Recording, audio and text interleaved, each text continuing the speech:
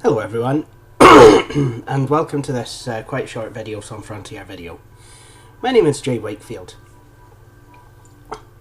Now, today this is a short webcam video because I want to talk to you about something that's kind of just transpired. Some of you will remember that around about this time last year, if not earlier, I was volunteering with Aberdeen Action on Disability. Actually, it will have been earlier because by about May last year I was starting to get my hands dirty in the very well, I'm going to say viscous mixture now that was J Wakefield Computers. However, I was helping Aberdeen Action on Disability to organise something which I believe is still sort of going to be ongoing, called Retrofest. Now basically the idea behind Retrofest was it would be a social group for people who, people with disabilities, to come in and play old games. That was basically what it was for.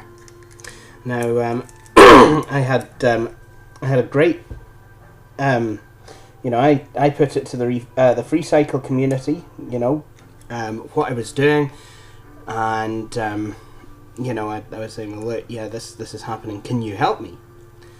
And the outpouring of support was just absolutely brilliant.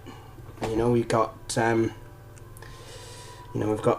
We got consoles. We got Sega Mega Drive or Genesis if you're American. We've got a handful of Nintendo 64s, some of which I've actually had to open up. Aberdeen Action on Disability bought me the tri-wing screwdriver that I needed. I had to kind of open them up and remove some quite comical objects from them. For example, one of the N64s, I had to extract a 20p piece from it. And, well, I like to think that what happened was, it was a wee lad who put it in there, actually. I like to think what happened was he obviously thought that he was obviously on one of these kind of arcade-style games in the 90s. You had arcade games, and, to kind of retain that authentic arcade feel, if you kind of left it, on the main menu. You know how some games actually go into some sort of a demo mode, and they kind of show you some of the gameplay if you leave it on the main menu long enough. Some of the games in the 90s, when doing that, to retain that authentic arcade feel, they would actually flash the words insert coin, just like on an arcade machine. So this lad must have obviously thought, oh, hey, in order to make this go, I need to put money in this. But where's the coin slot? There isn't one. Oh, wait. There's a wee slot at the top. Although I don't think that's what happened, although I like to believe so. However, I mean, a lot of these things, taken straight to Aberdeen Action on Disability, they've got, they've got all the computer bits, for Retrofest. I mean, it is still going to happen. I'm going to make sure of it, if anything, just to kind of, appease the free cycle, community, because it's like they were very generous and, what they've given us. One guy in particular, actually, I was actually on free cycle on another whim. I was looking for 80s computers, and there was a guy going, well, actually, I've got an Atari 520 ST, and I've got a Sinclair Spectrum ZX. But I'm aware these computers have got market value. So, you know, maybe we could work out a bit of something. And I said, well, actually, I'm in business. I fix computers. So, what we planned was I would actually kind of go across to his place and, you know, have a look at an Intel Core.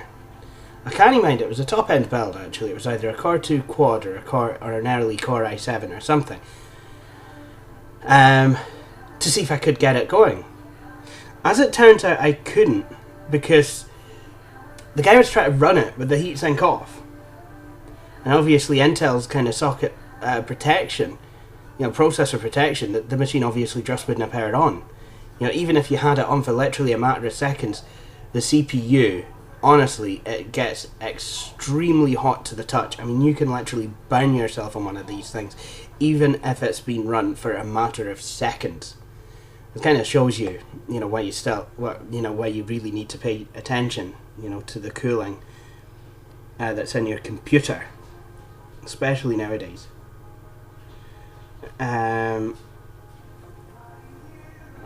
You know, because I mean of you know, the way the processors actually run and how hot they run. Anyway, that aside, you know, I'd obviously done enough work to actually earn myself an Atari 520 ST and the Spectrum ZX, but he also had loads of other parts for me. And I said, well, look, I'm not going to be able to take all of those away today. And then I explained about Retrofest. Basically, I basically explained what we were doing, you know, what the intentions were, and could I possibly come up with, you know, someone from Aberdeen Action on Disability. And he said, well, yeah, that's absolutely fine, that's perfectly fine, you know. So, you know, I went with the then chairperson of Action on Disability. She drives. I went with her to his house to pick up all of these bits. But like I said, I mean, I did get some for myself. And as some of you will know, I've been after, you know, the Abstalgia PC is dead. And, you know, after the, you know, kind of less than brilliant success for the town car, you know, I've actually been after a you know, socket 370 Pentium 3 style build. Now last year I got the Atari 520 ST, including box, but also including lots of things that don't belong in that box. You know, I've got given hard drives, expansion cards, memory, you know, quite a few things. You know, even a couple of optical drives, sadly, which don't work. However, I'll tell you what I did get. I got this. Now this is a motherboard, as you can quite plainly see, and yes, a CPU is installed on it, along with a heatsink. And, well, it's obviously, you know, the computers then, you know, they didn't need as much cooling, because I mean, look how tiny this wee heatsink is, seriously. I mean, that wouldn't even constitute a case fan nowadays, let alone a, you know, central processing unit, okay? You should see, I mean, you've got to have like these great big massive things, and if you go for a custom job, and it's even, you know, it's like, you should see like Matthew H16 and Billy's, you know, latest Core i5 builds. I mean, they've got, you know, completely, you know, massive custom coolers on them. Well, yeah, aftermarket coolers on them, you know. Literally, I'm just trying to think, you know, in kind of practical terms how big they are, but suffice it to say, they're massive. Anyway, back to this wee motherboard. So I thought, well, you know, rather than spending money on, you know, motherboard, because I was aware that this board, you know, had a couple of issues which kind of, you know, didn't make me think of this completely, you know, straight away when going to build a computer. For example, I mean, this thing's only got 3 PCI slots and no EGP slot at all. But then I thought, well, hang on a minute. The head disk EN has got the same sort of reflections. No AGP slot, no PCI, only 3 PCI slots, and that seems to work well enough. So I thought, well, okay, I'll pull it out, and I'll dig this board out, and I'll see, what's what. So anyway, I pulled it out, and not only did I get the board, I got this, which will have been part of a computer case, and that will actually, this was, basically constituted all the wiring for the front LED shelf. So it was, I was able to just kind of plug that straight in. So what I did is, I kind of did a hack job. I used a power supply out of the town car, just to connect the board up, added some RAM, and because it's got everything on board, it's got onboard video and sound. I didn't need to kind of connect anything else up. I just connected it to my television, and basically kind of used this to see if it would power on. And lo and behold, it did. I mean, before I did that, I was looking at all around, to see, what board it is. It's a Gigabyte 6VWMM7. And Gigabyte, they're really quite good because they still have all the downloads and even the manuals to their old motherboards, which is absolutely fantastic. And all the software and everything. I've worked, I've worked with about 3 gigabyte boards recently, which is kind of nice. So, what I did was I actually just powered this on. Look at this. This actually has provisions for an ISO slot, but they never used it. And came up with a splash screen. The post screen. Obviously, I think the clock battery will have been dead, so it'll have been complaining about that and other things like that. And I just kind of had a look to see what CPU is in it. Turns out it was a 433 megahertz Celeron. And I was a wee bit disappointed about that, kind of seeing as, it certainly wouldn't kind of do what I wanted it to do, not with that kind of type of chip. So I thought, well, that's okay, because, on a whim last year I did buy, a 933 megahertz Pentium 2 and a 1.29 gigahertz Pentium, 933 megahertz Pentium 3 and a 1.29 gigahertz Pentium 3 as well. And so basically I just kind of hit F1 to continue. The machine booted up, and you can imagine the surprise when the Packard Bell Face of Technology logo came up. So yeah, I mean, I was pretty amazed. So obviously I jumped onto the computer. I mean, the old Packard Bell group, we actually had, I actually met quite a lot of people in there, as you know, that, I now know. So, one of my friends from there, Mark, I was able to actually go to him and say, well, look, here's a board. Do you know what it would have went to? I was able to give him, the speed of the processor as well. And, I went on the UKT support website. Seems to be a fantastic resource for Packard Bell motherboards. And I was able to find out that this board was dubbed the Houston board. And, well, Mark has actually said that this could actually go to 3 possible computers. All of them will have been Packard Bell Clubs. Now he reckons that this motherboard could belong to one of 3 computers. The Packard Bell Club 2430C or the 2431C. The fourth 3 in the model number will designate 433 MHz, and the C would designate a Celeron processor. He also went on to say that the Packard Bell Club 65 could also be a possibility. Then he's actually went on to say there's a lot of Packard Bell Clubs with this motherboard, particularly the 24XX or 25XX ending by C, but not all with the same revision. But it's, nonetheless, it's kind of brought me onto this. Now, I'm not saying that this is definitely going to happen. You know, financial and space constraints are the two, you know, factors that are actually going to be holding me back from this. But if I, you know, got the money and, you know, I could find a use for the product. In fact, I'm pretty sure I could if Retrofest actually went ahead, considering we've actually lost one of the computers. I'd like to rebuild this.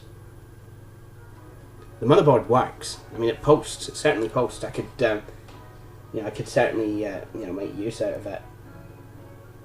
And, you know, even if the graphics are a pile of pants, then, well, there's a couple of possibilities here. You know, I can easily put a PCI graphics card in it, something like a Rage 128 or a Riva TNT2 or something like that.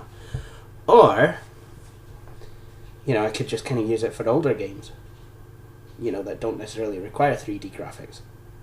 But we're not going to be doing that.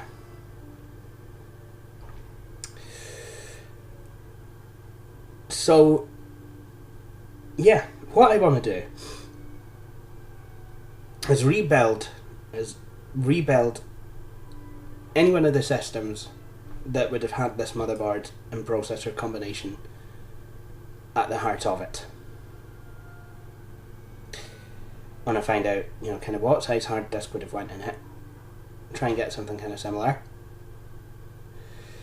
I want to know what, you know, kind of memory it would have had. And basically just kind of restore a Packard Bell, you know, based on a bit that I have. Now, y'all might think I'm crazy. Well, I know y'all think I'm crazy anyway, and actually you would be right. So, that was a bit of a redundant sentence. But, okay, yeah, it's only, you know, I couldn't go restoring a computer based on, you know, just a bit that I have. However, having said that, this is a pretty big bit, you know? It's a motherboard and processor. You know, back when this machine was made, this is the most expensive bit of that computer. So, I mean, like I said, this is all based on whether I get money, you know, how much money I have, how much space I have, whether the machine is going to be useful. But I would like to rebuild it.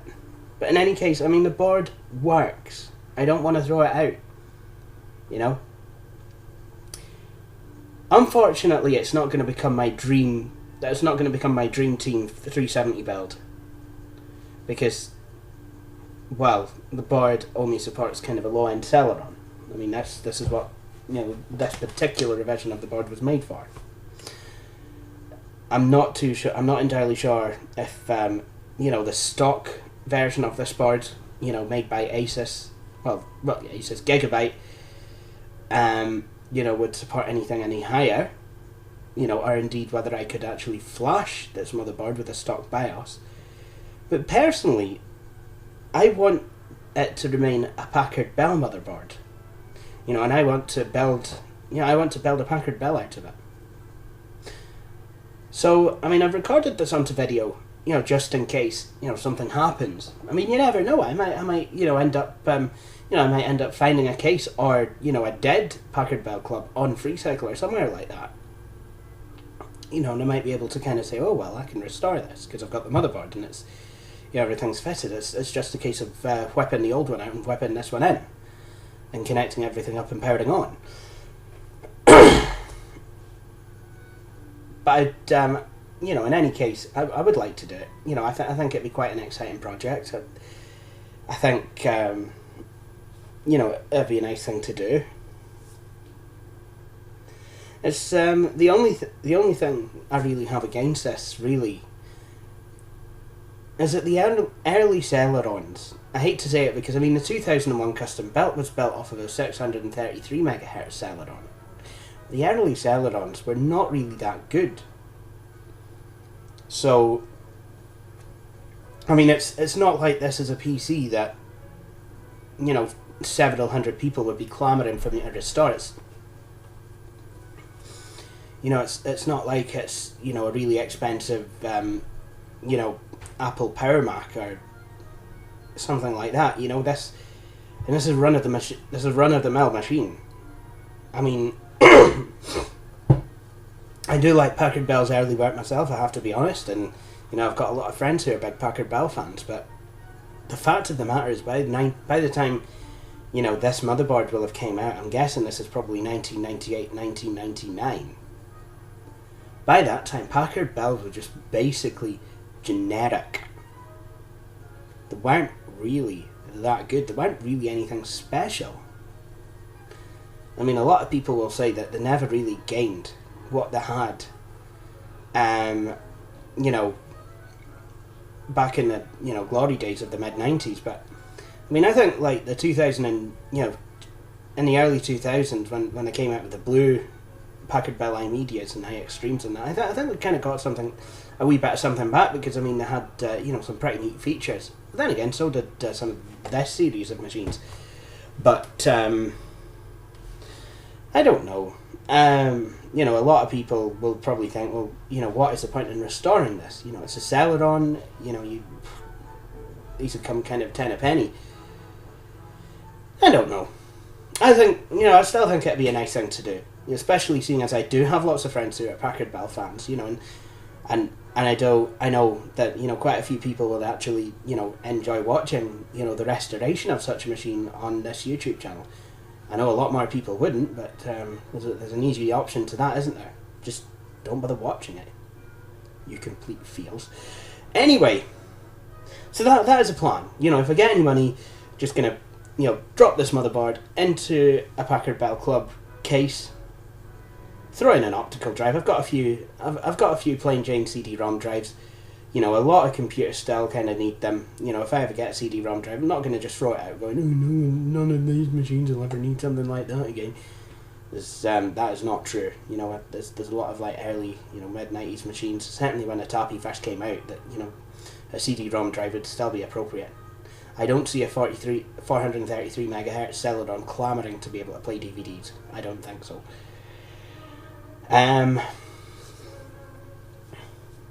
But yeah, so like I said, I mean, if I do build this machine, these capacitors are nice and shiny.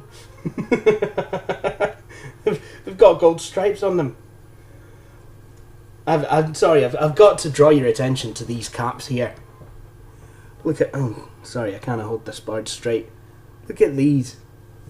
I mean, capacitors made by 1940s Britain. Green, kind of racing green and gold. What were these? Aston Martin capacitors? Jaguar capacitors? That's what these are going to be called. Jaguar Mark II capacitors. Within Spectre Morse or something like that. Actually, with this Inspector Morose more like, but never mind. So,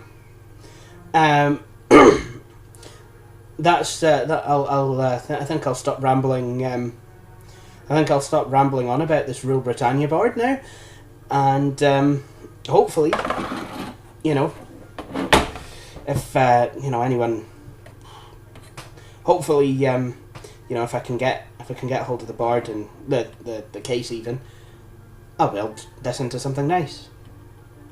And obviously, if anyone, you know, wanted to see me build this machine, and or maybe wanted to, you know, have me restore it and then buy it from me, then, you know, that would be fine too.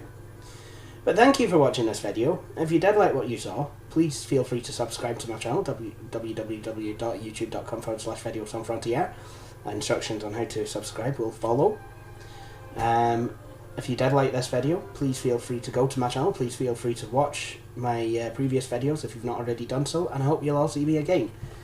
See you all later. Thank you for watching.